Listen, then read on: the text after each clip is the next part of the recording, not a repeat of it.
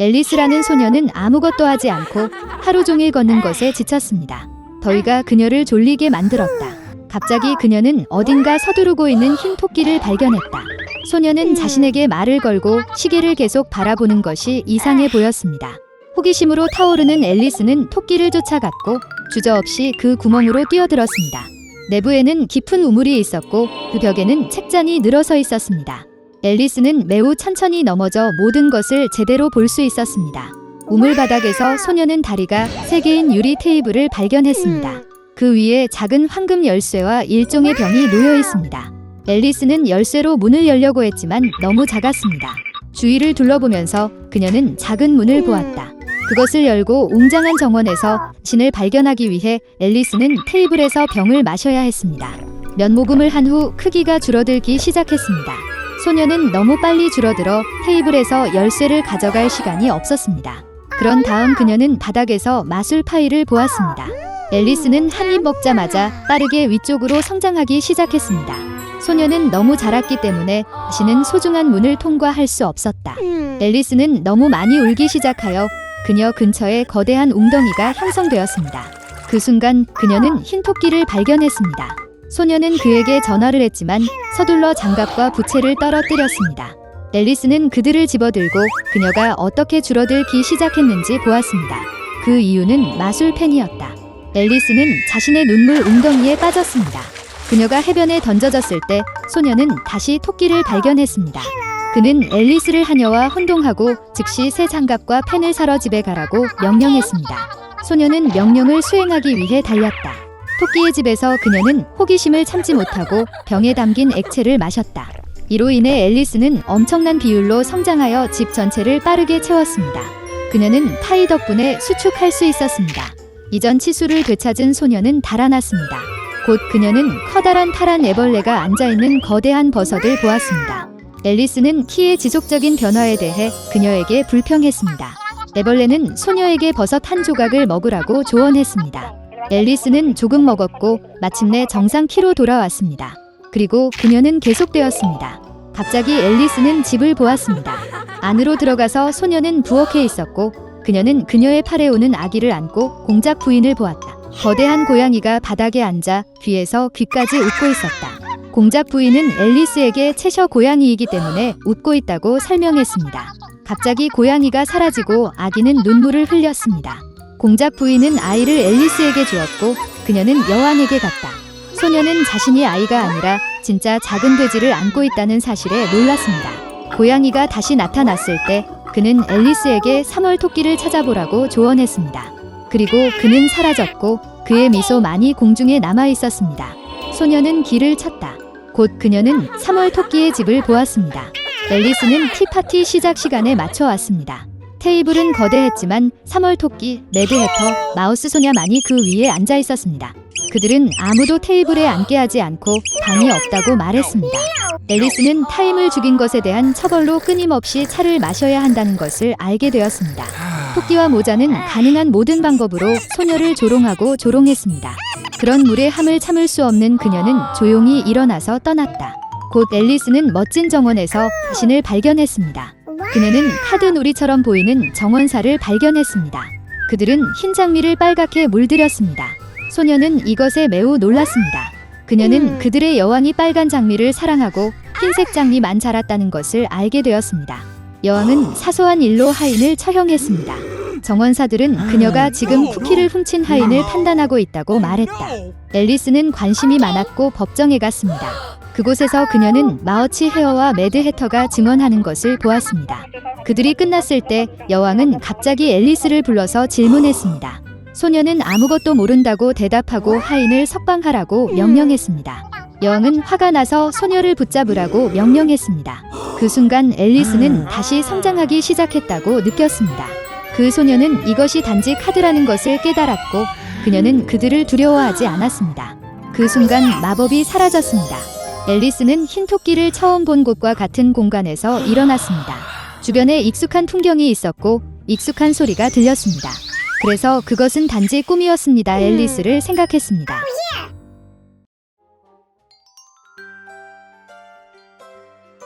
한데 도시에는 이웃에 2명의 가난한 아이들이 살았습니다. 카이와 게르다는 남매처럼 서로를 사랑했습니다. 부모님은 그들이 지붕에서 서로 가서 장미 아래 벤치에 앉아 방문하도록 허용했습니다.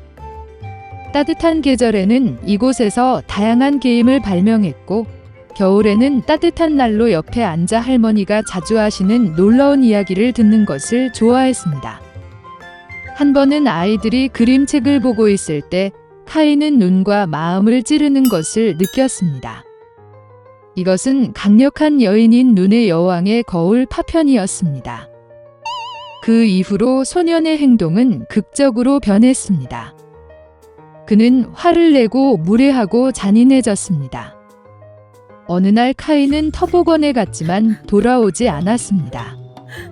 게르다는 카이의 실종 사실을 알았을 때 오랫동안 울었다. 하지만 그녀는 카이가 살아있다고 확신했기 때문에 그를 찾기로 결정했습니다. 오랫동안 거더는 숲과 들판을 걷다가 꽃에 묻힌 멋진 집을 발견했습니다. 안주인이 그녀에게 나왔습니다. 그것은 큰 밀짚 모자를 쓴 늙고 오래된 마법사였습니다. 노파는 게르다를 정말 좋아했기 때문에 불쌍한 소녀를 홀리게 하여 영원히 함께 떠났습니다. 거더는 여행의 목적을 잊고 친절한 여주인의 멋진 정원에서 많은 시간을 보냈습니다. 우연히 장미를 보고 하이를 기억하고 마법에서 깨어나면 길을 갔다. 도중에 거더는 크고 똑똑한 까마귀를 만났습니다. 그는 그 소녀에게 결혼을 앞둔 공주를 안다고 말했고, 그녀의 약혼자는 카이와 매우 흡사해 보였다. 까마귀는 게르다를 데리고 가기로 했습니다. 한 번 궁전에 들어서 거더는 미래의 왕자를 보았습니다. 불행히도 케이아이는 아니었습니다. 소녀의 슬픈 이야기를 듣고 공주는 마부와 하인, 신발, 머프, 멋진 드레스와 함께 황금 마차를 그녀에게 선물했습니다. 그리고 거더는 길을 쳤다. 어두운 숲에서 반짝이는 마차는 즉시 강도의 눈을 사로잡았고 즉시 공격했습니다. 강도는 게르다 포로를 잡았습니다. 그녀는 거더를 강도의 성으로 데려가 라플란드의 숲비둘기와 술록이 들어있는 동물원을 자랑했습니다. 그녀의 포로 이야기를 듣고 강도는 그녀를 불쌍히 여기고 카이를 찾아 술록과 함께 가자. 술록은 그 소녀를 나이든 라플란드 여성에게 데려왔는데 그는 지친 소녀를 데우고 먹였습니다. 그녀는 눈의 여왕의 궁전 근처에 사는 친구 핀에게 말린 대구에 대한 몇 마디를 써서 소녀를 도와달라고 요청했습니다. 그녀는 게르다에게 카이의 나쁜 행동의 원인은 그의 마음과 눈을 치는 거울의 파편이며 따뜻한 사랑의 마음의 힘에 얼음이 녹지 않는다면 결코 갖지 않을 것이라고 설명했다. 눈 여왕의 궁전으로 거더는 혼자 갔다. 아무도 감히 강력한 여인의 집에 접근하지 못했습니다. 그녀는 매우 춥고 무서웠습니다. 성에서 자신을 발견한 거더는 그가 얼마나 춥고 황량하고 죽었는지 놀랐습니다.